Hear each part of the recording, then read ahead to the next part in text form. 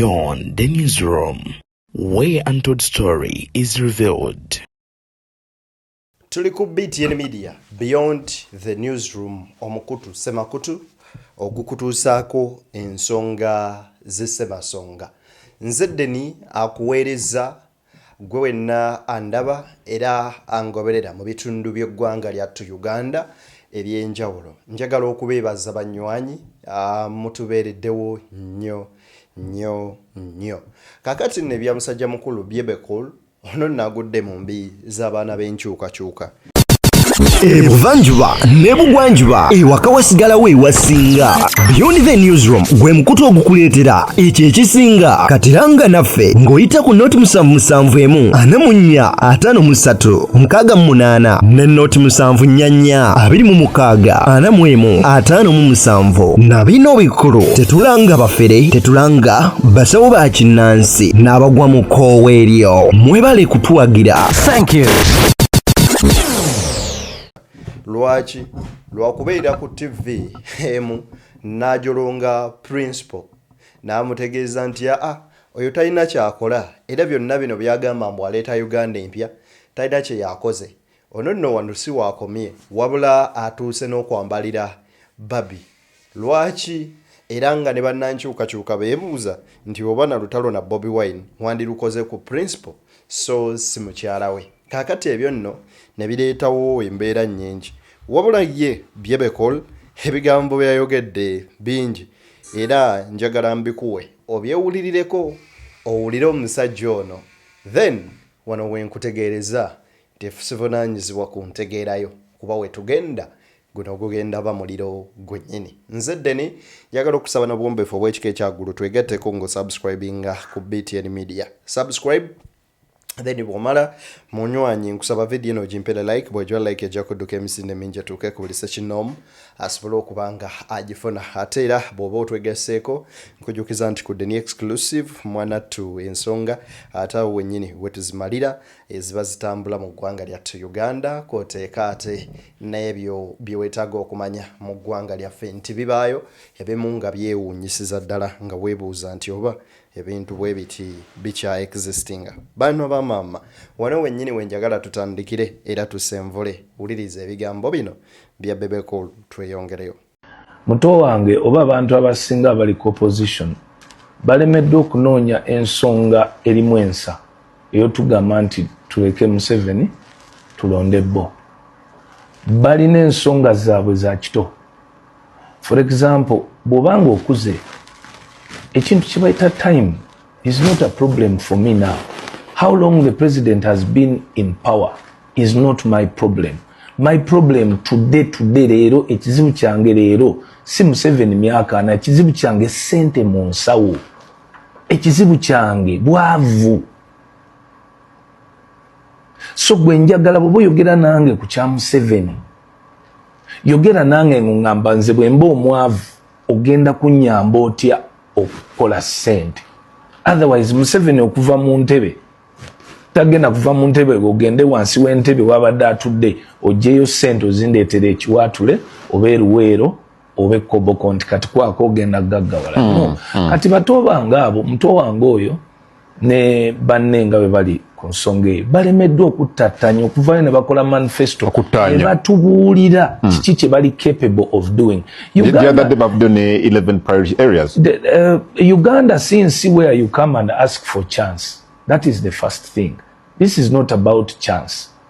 Omukulembeze atwala eggwanga talina kusaba chance. No. Aina kutubuulira byasobola ate naffe ne tulaba ddala oba ayina obusobozi obubikola. Nti ate naffe ne tulabira ddala nti oba alina obusobozi obubikola. Anyway, welcome to the show. Nze Deni, beyond the newsroom. Weewo wennyini w'oli. Tutandise ensonga za Moses Sali. Bebe akyalemeddwa okukkiriza nti ekituufu kiri nti Bobi Wine ayina we yemmulula n'ava ku level wamumanyidde n'addakoko ku level eddala. He is a presidential candidate. He's a president of a party, the Mighty National Unity Platform. Accept it or not. kakati gwe bwokera ku majja Bebe call novaayo n'ogamba nti ekizibu kyao si gavumenti kulwa mu buyinza wabula obuzibu bwavu. Anyway, number 1, ki ekisinga okuleeta obwavu?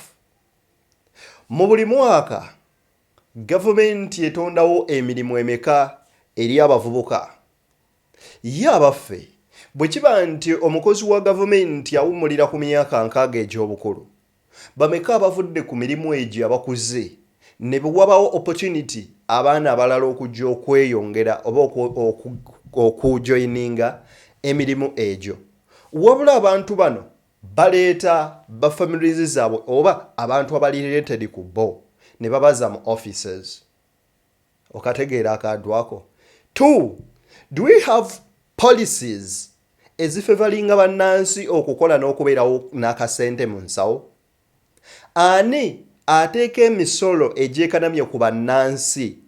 Omuntu n'atuuka okubeera nga agula emmotoka ya miliyoni 20 e Dubai okujingiza mu Uganda ng'eggwera mu miliyoni 48 ku miliyoni 5, ng'omusolo oguli imposed ku mmotoka gya exportinga guli gwenkanankana n'omuwendo gwaguze emmotoka eyo ebweru oba times 2. Ekirwadde kiri kwani? Kiri ku government oba kiri ku nze agula? Education system yaffe, do we study to create jobs or we study to seek for jobs? Hands-on, power. Kyovola babasomye bangi nga baggwera bweru. Lwaki? Bebe cool. Wammanno ogenda kunnyumira. Njagala mukwongere wano. Ate ubere nga munywanyi omulaba. Wuliriza.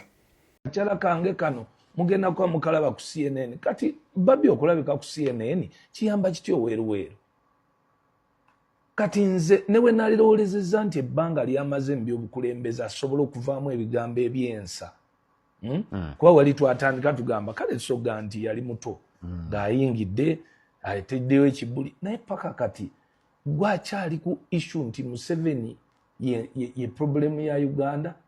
Gwe mu bwongo obwo nga ne neighbor ne regional countries zonna n'ensi ez'ebweru n'abazungu bonna kati bakyakulaga nti no actually the best leader we have in Africa ye Museveni. Gwe tosobola kudda wabbali n'otandika okubaga ebintu by'onoogaa naye omanyi kaakati kanneetegeke kubanga weakness ziri wano ne wano. Kambulira abantu weaknesses we ziri gwolowooza Museveni si kyekizibu kya Uganda. Ebizibu bya Uganda obwavu, okwongeza ku abantu okusoma, health okujongerako. Kwegamba jangu oyogere nga osaawo ne solution. Okay, good. But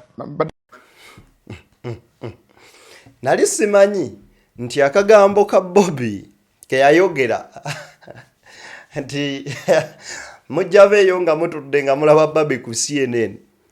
It won't be her first time, my brother. Abadde ku platforms ez'amaanyi ennyo. Ate it was a joke statement. Naye efuuse ensonga gye muli. Ndabira ddala nga ebaluma okufaako obufi. Ekizibu kya Uganda si General Museveni. Wabula ekizibu kya Uganda bwavu na mbeera mbi mwe bali. Ani avunaanyizibwa kukubbulula bannansi mu bwavu? Ye mukulembeze abakulembera eggwanga eryo mu budde obwo. Era mikutu ki gy'ataddewo bannansi okwebbulula mu bwavu? Bwe kiba nti nga munnansi akyagobwa ku ttaka nga wakyaliwo oli gwe baguza poloti emu ne bamuguza ettaka emirundi 7 nga baliguza abantu ab'enjawulo nga ne chairman y'omu ateekako omukono ku ndagaano ezo, ani abe ekizibu? Let us reason. Tuwulirize, tutegeere. Baana ba mama ono njagala tumukwate empola. Tweyongereyo. Number one, opposition ya Uganda ekulirwa Mwami Kyagulanyi by history yesoose okupromotinga tribalism and sectarianism before they even get anywhere. How? Ebigambo ebyo azabyogera emyaka nga 7. Bobi Wine talina kintu kyonna kyakola nga ye tatadde ekigambo Buganda fa Abaganda, Buganda fa Abaganda. That is typical tribalism. Nze omwami oyo yantamizza n'okuba Omuganda. Nti naddidde Abaganda kati tutandika okulabika nga ffe abatayagala. Ng'abasosoze. Olw'omuntu ki? Omulo kubanga ye yalabanga ako ke kanyusi kasobola okutandikirako nti kubanga Buganda erina population nene, Buganda yerimu opposition bw'ogisuulamu omuliro n'ekintu ekibi ne bakitambuza ne bakiyingiza munda kijja kuleeta obwegugungo. Kakati one byayogerako byakolera ddala. Byayogerako byakolera ddala. Ngenda kuwa good example. Mwami Kyagulanyi emirundi n'emirundi mingi nnyo akozeseza statement egamba Abaganda Abanyankole mubaboole. Kakati kitegeeza that is tribalism, sectarianism and all sorts. Ekyokubiri, sectarianism tunuulira Mwami Kyagulanyi atannayingira mu bukulembeze, tunuulira famire ye n'abamusemberedde. Tunuulira famire ye n'abamusemberedde. Kyagulanyi antamizza okuba Omuganda. Ku kabanga kabaddewo Kyagulanyi asussiza tribalism ne sectarianism. Kati tugenda bimenyamenya. Definition ya tribalism eriwa. Bwe busosoze mu mawanga mu muntu gwe mwahula olulimi enzikiriza ob'eggwanga. Yes, tribalism. It's from the word tribe, then tribalism. Sectarianism. Tugenda banga tutema. Bw'okera ku makya n'ogamba nti Kyagulanyi akutamizza okuba Omuganda kubanga agamba nti ffe ng'Abaganda ffe Abaganda. Yes, we are proud to be Abaganda. And the Munyankole is proud kubanga bwe tuba tuyimba oluyimba lwaffe olwa ekitiibwa kya Buganda tugamba tutya? Tugamba nti twesimye nnyo olwa Buganda yaffe, ekitiibwa kya Buganda kyava dda naffe tukikuumenga. Ezo statements oziwulira. Walidolowulira tinayimba ntya ne sitenda Ssaabasajja Kabaka. As in Buganda, we are proud of being Abaganda. But it doesn't give us more authority okwawula yawula bannaffe mu mawanga. Nedda. Kyagulanyi bw'oba ogamba he's the most tribalistic person, then let's look into his family. He married a Munyankole. Mbwabo Abanyankole tubaboole. Bring a short video like this. Nga Bobi Wine agamba nti Abanyankole tubaboole. Ekigambo kya Bobi Wine kiri kimu nti abasajja abakolagana ne Museveni abakola ebintu ebiringa ebyo tubaboole, temubeera mikwano gyabo, mubaboole. Lwaki? Nti be banyigiriza bannansi okubatuusa ku ssalino. That is the reason as to why he came up with that kind of a slogan nti mubaboole.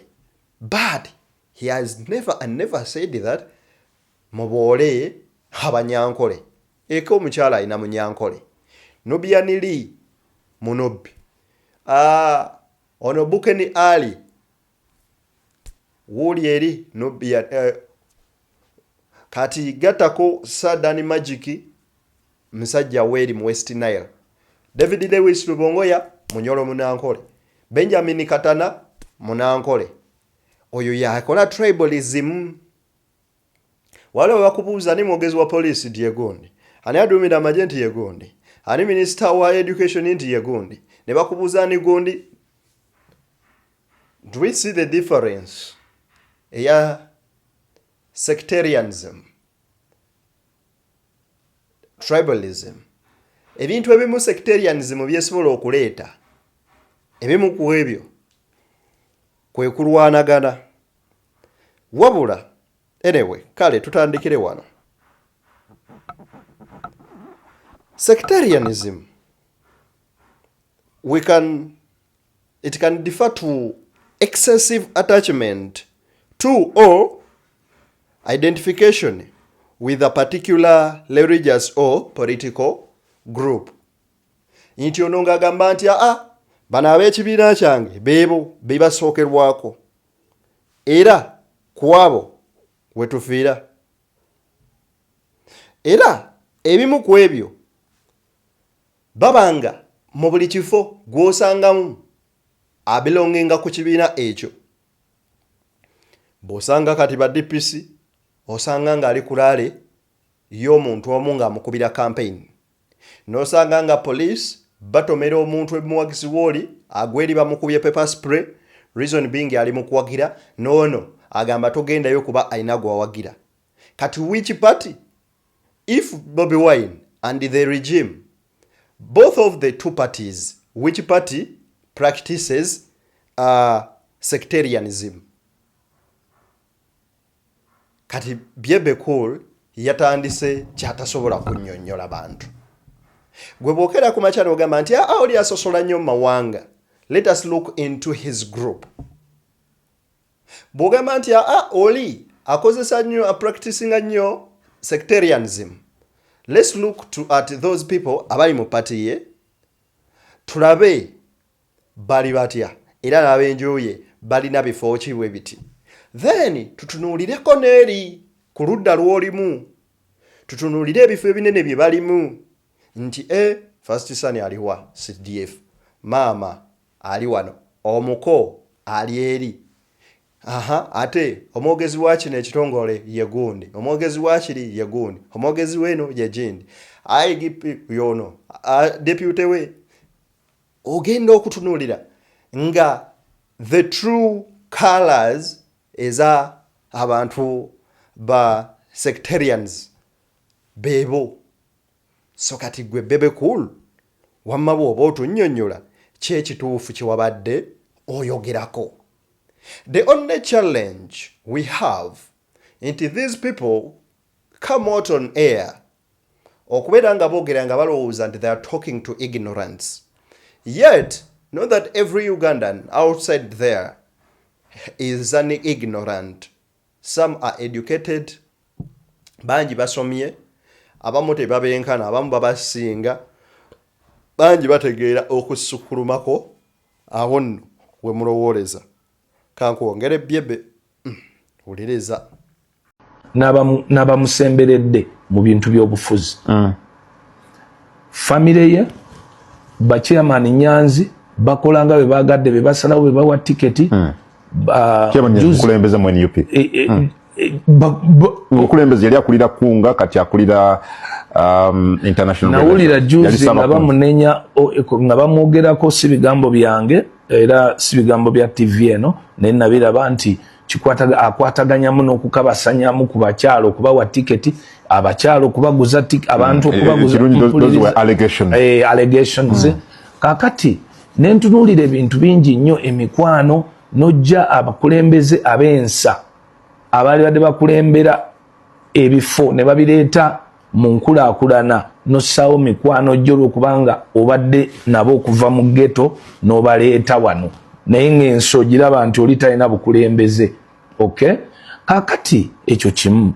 Ekyokubiri, bw'otunuulira clean water, bano abaami tebatambuddeeko mu Uganda. Kyova olaba nti nfubye nnyo okulaba nti this time ngamba secretariat ya NRM tugende ne bannamawulire abavubuka abato abali ku social media abali ku TikTok basobole okukwata ebintu bino babirage public. Ebyo ebintu bye bateeka mu 11 points zaabwe ebisinga byonna 40% biri tackled by NRM just because NRM tevaayo kwogera nnyo ku bintu kunnyonnyola bibakoze. At 40 years ku 11 points nupu zeyogerako ng'egamba nti bano tebabikoze. Bebe Kulu atutegeezezza nti NRM etakolinzeeko over 40%. Then 60% muzirekera yani. Imbu kyenva olaba nkwata bannamawulire balage bannansi biki government eno byekoze at 40 years. We all know nti Amin yawola Dubai.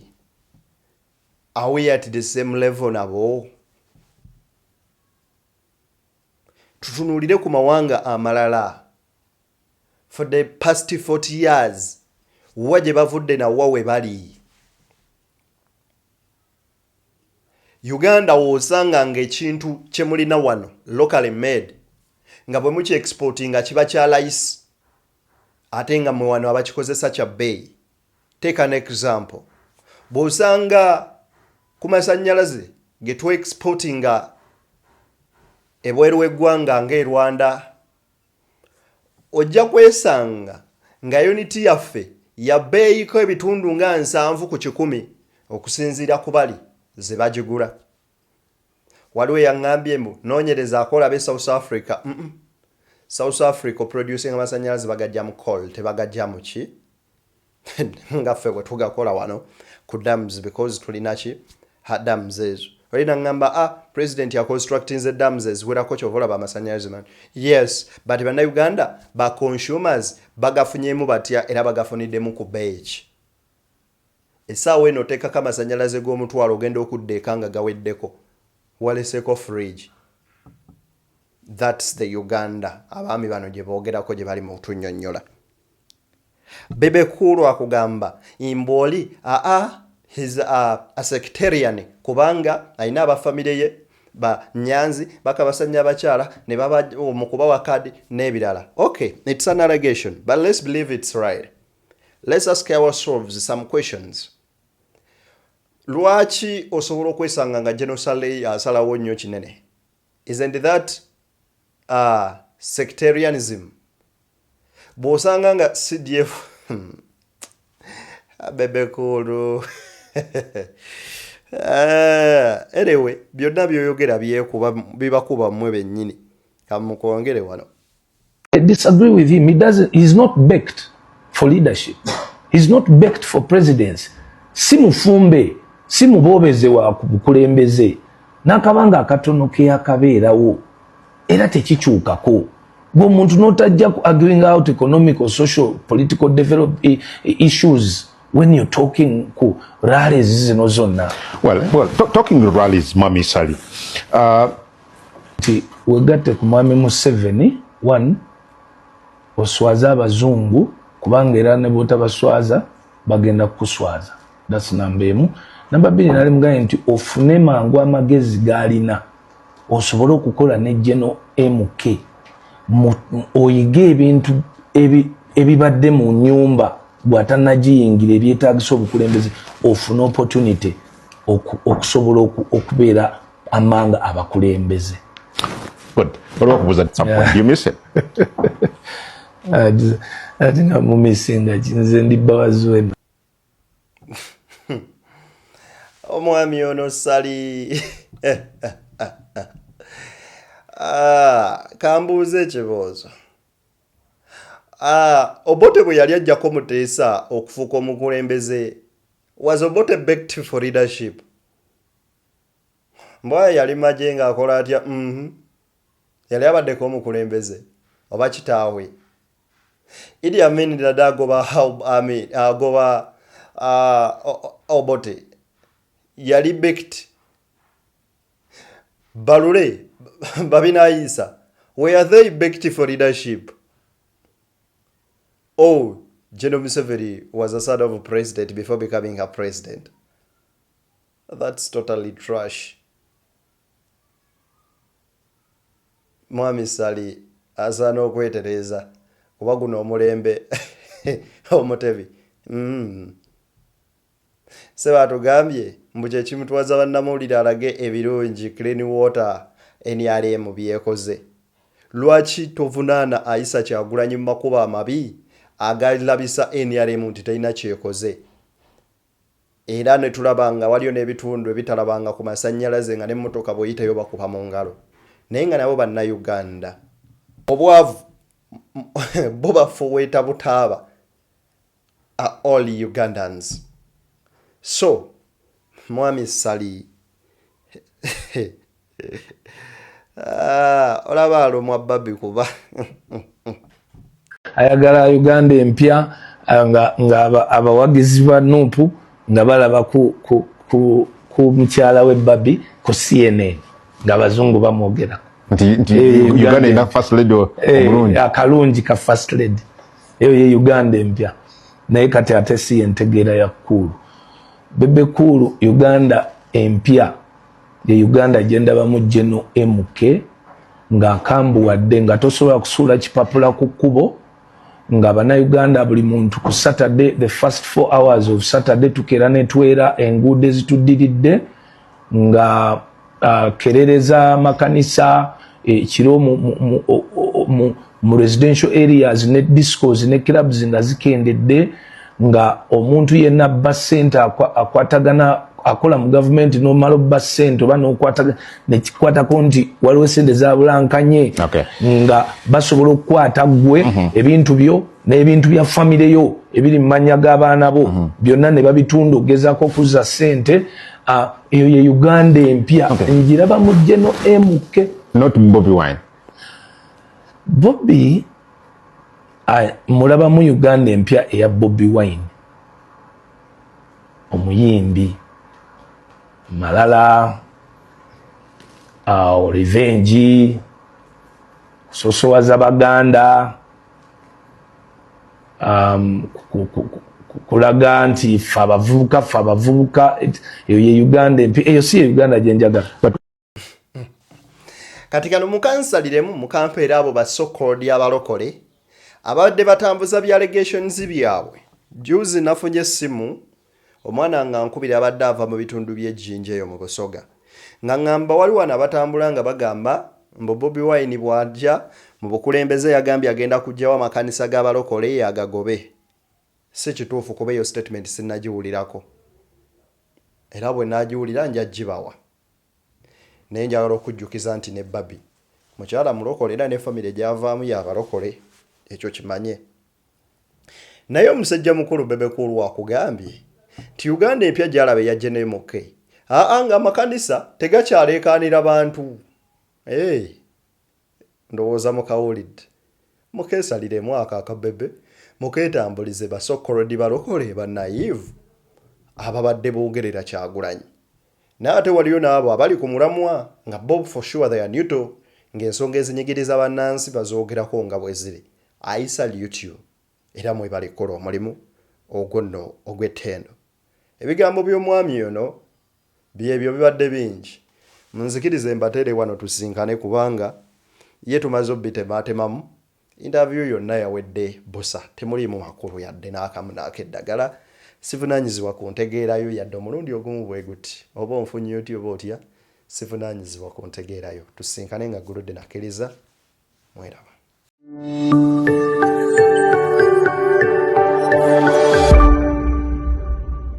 Beyond the newsroom, where untold story is revealed.